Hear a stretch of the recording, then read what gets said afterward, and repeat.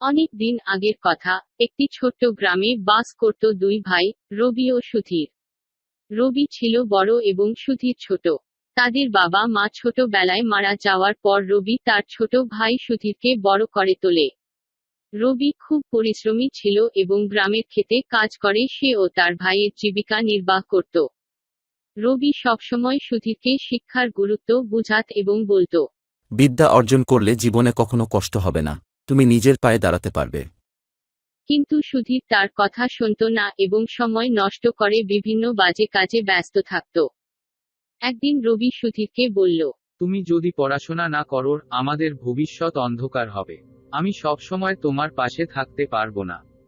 সুধীর তাতে গুরুত্ব না দিয়ে হাসতে লাগল।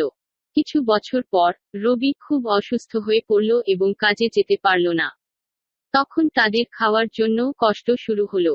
রবি তখন সুধীরকে ডেকে বলল, সুধীর, এখন তুমি কাজ করবে না পড়াশোনা করবে? সুধীর তখন বুঝতে পারল তার বড় ভাই সবসময় সঠিক বলতো। সে খুব দুঃখিত হলো এবং বলল, ভাই, আমি তোমার কথা শুনিনি, আমি ভুল করেছি। এখন আমি কঠোর পরিশ্রম করে তোমার দেখানো পথেই চলবো। রবি তখন তাকে সান্ত্বনা দিয়ে বলল, এখনো দেরি হয় না, তুমি এখন থেকেই শুরু কর। সুধীর তখন পড়াশোনা শুরু করলো এবং নিজের ও রবির যত্ন নেওয়া শুরু করলো। অনেক কঠোর পরিশ্রম করে সে পড়াশোনায় ভালো ফলাফল করলো এবং একটি ভালো চাকরি পেল। তারা তখন সুখে দিন কাটাতে লাগলো।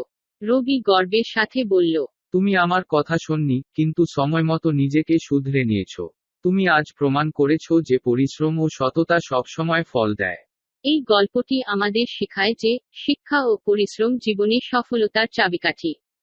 সময়ের মূল্য বোঝা উচিত এবং সঠিক পথে চলা উচিত। যে কেউ পরিশ্রম ও সততার মাধ্যমে জীবনে উন্নতি করতে পারে।